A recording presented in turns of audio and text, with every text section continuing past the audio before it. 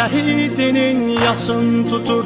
Toy etmək istəyən ana, görüncə yaşlı gözlərin batır ürəyimizə tikan. Bizi bu ayrılıq ilə ilahi etmə imtihan. Aman aman aman, aman aman aman, aman aman aman, aman aman aman, aman aman aman, aman aman aman.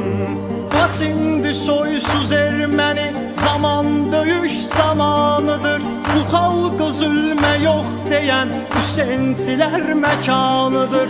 Mübarizin cəsarəti o məktəbin nişanıdır.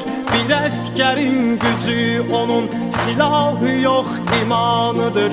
Şah İsmail soyunlanır, axır damarda eyni